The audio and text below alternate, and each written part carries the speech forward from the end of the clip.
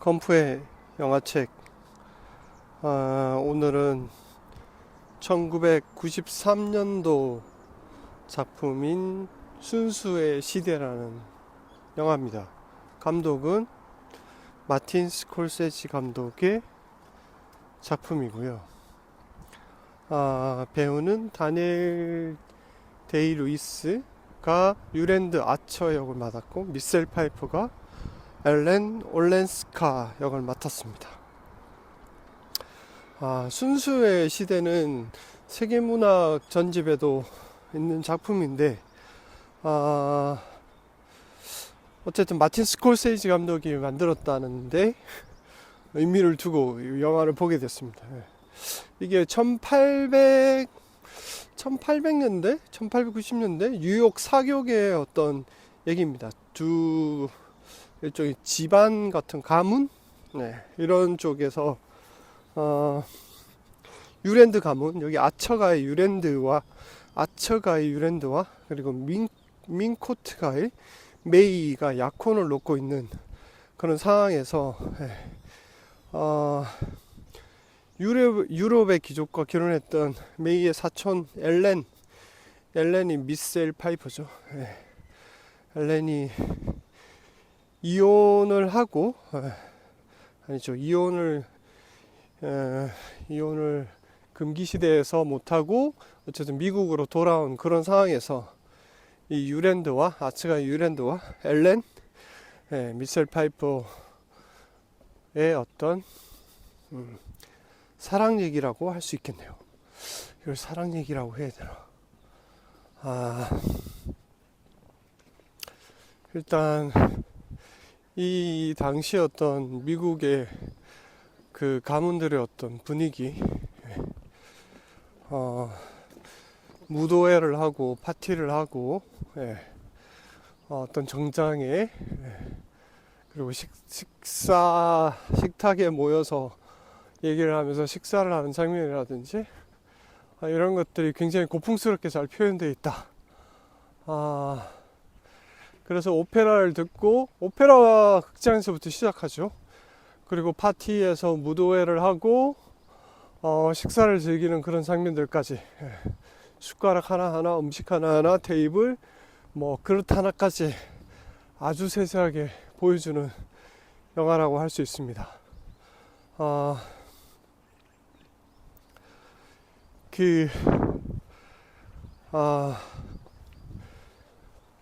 이 영화를 일단 보고 나서의 어떤 느낌은,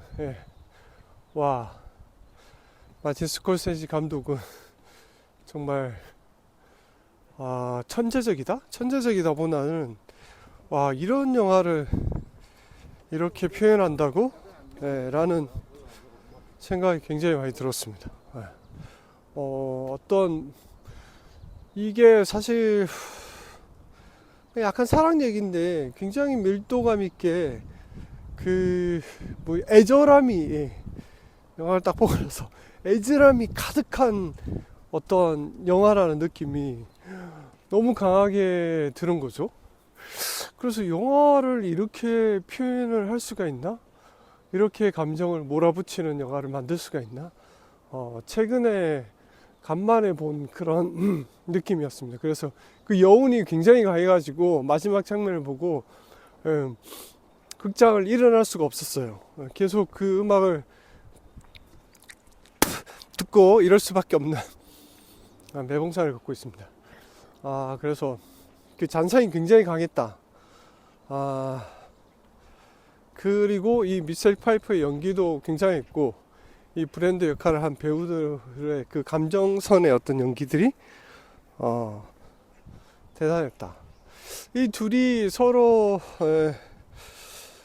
이렇게 어릴 때 아는 사이였던 것 같은데, 그 미셀 파이퍼 엘렌이 어쨌든 유럽 쪽으로 결혼을 하고 다시 돌아와서 이혼을 하니 많이 이러는 상황이죠. 그런데 이 유랜드는 지금 약혼한 여자가 있고 결혼을 해야 되는 그런 상황입니다. 그래서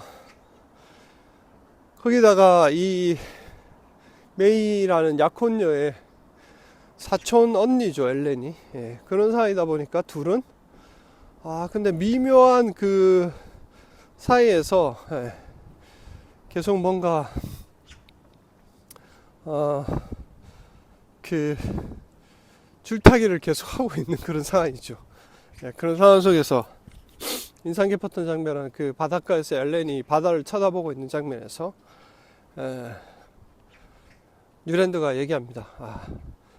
그 길을 방문해서 그녀가 그 바닷가에 있다는 걸 알고 가서 걸어가면서 얘기하죠.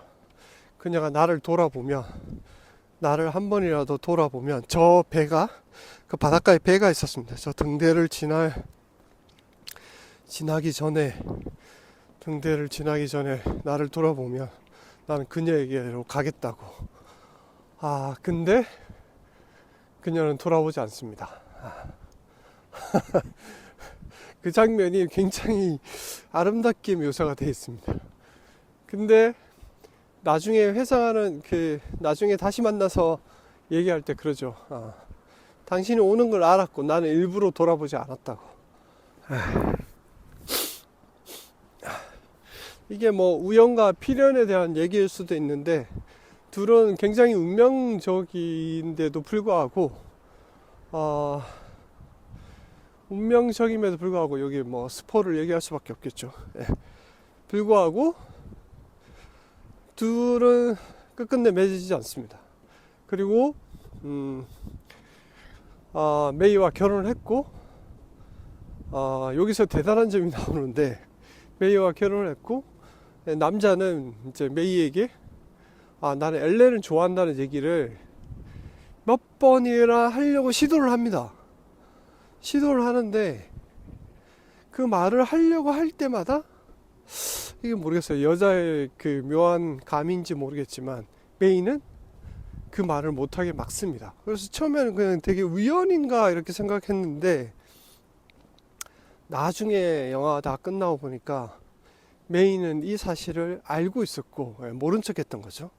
엘렌과 둘이 뭔가 사랑하는 사이라는 걸 알고 있었고 모른 척 했고, 그래서 남자가 그 얘기를 꺼내려고 할 때마다 뭐 임신을 했고 뭐 이런 걸로 계속 남자를 묶어둡니다.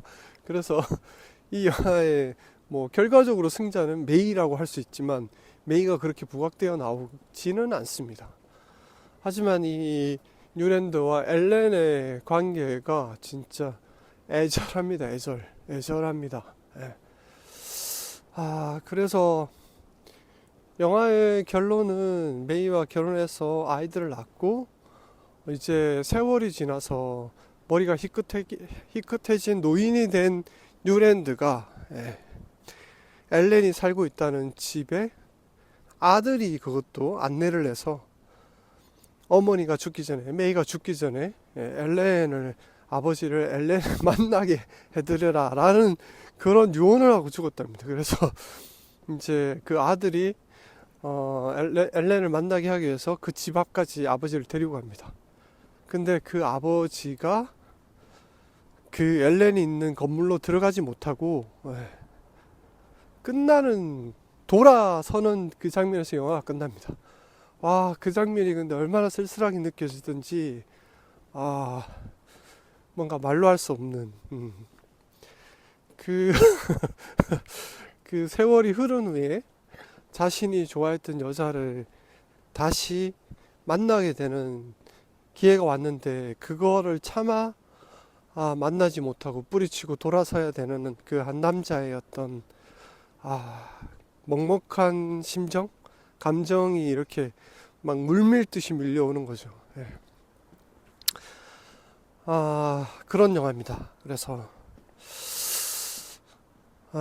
굉장히 뭐라고 그럴까요? 그런 전통적인 사회, 뭐 가문을 따지고 그런 얘기들이 되게 많이 나옵니다. 그 귀족 사회에서 서로 가문을 따지고 뭐 어디에 누가 뭐 이런 소문이 있다더라, 뭐 그런 말들이 많은 동네고, 누구와 결혼하면 뭐 어느 집안이 이렇게 되고 뭐 그런 얘기들이 난무합니다.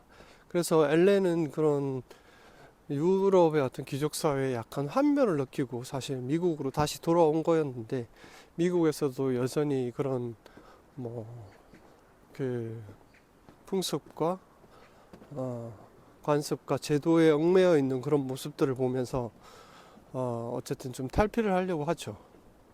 그래서 결국은 뉴랜드도 그런 거에 세상의 어떤 규제와 제도에 얽매이지 않는 엘렌의 모습에 아마 반하게 된 것이 아닐까 생각됩니다. 그리고 영화에서 둘의 어쨌든 가끔 만나서 짧은 대화 속에서 서로를 갈망하는 그 애절함을 몇 번이나 표시되는데, 가장 그렇다고 뭐 어떤 뭐 그런 뭐죠, 애정신이 막 있거나 이러지는 않습니다. 근데 딱 한 장면, 서로 차 안에서 이렇게, 마차 안이죠, 마차 안에서 마차 안에서 탔는데 저기 뉴랜드가 엘렌에 이렇게 손에 끼고 있는 장갑을 벗기는 장면이 있는데 그게 굉장히 에로틱합니다. 그래서 장갑을 벗기는데 마치 그 옷을 벗기는 그런 장면처럼 이게 묘사가 되어 있어가지고 저거를 저렇게 표현을 하는구나 라는. 그래서 마틴 스콜세이지 감독이 굉장히, 아니 원래는 약간 뭐라 그러지, 약간 스릴러물 그런 걸 되게 아니죠, 그런 영화들을 되게 잘 만드는 감독을 생각했는데, 이런 애정씬을 저렇게 밀도감 있게 뭔가 표현해 내는 감독이 아이리스맨, 이런 영화 최근에 했었죠. 굉장히 시네마적인 영화를 되게 만드는 감독인데, 이런 약간의 애정 영화를 저렇게 표현하고 저렇게 약간 몰입감 있게 밀어붙이는, 그게 대단하다라는 생각이 들었습니다. 이 93년 영화라서 당시에 어떤 그런 느낌들이 많이 살아있겠지만, 지금 봐도 그런 촌스럽다든지 이런 느낌은 전혀 없고, 그래서, 그리고 미셸 파이프의 약간 거칠면서도 뭔가 욕망하는 그런 대사라든지, 너무 약간 귀에 쏙쏙 들어오는 어떤 말투 이런 걸 가지고 있는 배우가 아닌가 이런 생각이 막 들었어요. 그래서 저 사람은 무슨 발성 톤이 되게 색다르다라는 좀 느낌을 받았어요. 그래서 표정이나 눈빛이 그렇게 막 애절하거나 뭐 이렇게 되게 건조한 편인데도 불구하고, 거기서 느껴지는 그 말투라든지 뭐 이런 것들은 또 굉장히 뭐라 그래야 돼, 뭔가 선명하게 들린다, 이런 느낌이 좀 있는 배우라는 생각이 들었어요. 그래서 이 두 사람의 연기, 그리고 그 시대의 어떤 풍경을 볼 수 있는 그런 오페라나 식당, 뭐 건물, 그리고 귀족들 간의 어떤 그런 관계들, 뭐 그런 것들이 굉장히 잘 표현된 영화라는 생각이 들었습니다. 순수의 시대라는 책도 있는데 책은 보지 못했지만 영화가 굉장히 몰입감이 있었다. 그래서 마틴 스코세지 감독은 봉준호 감독이 극찬한 감독이지만 역시 대단한 천재 감독이지 않은가 그런 생각이 들었습니다.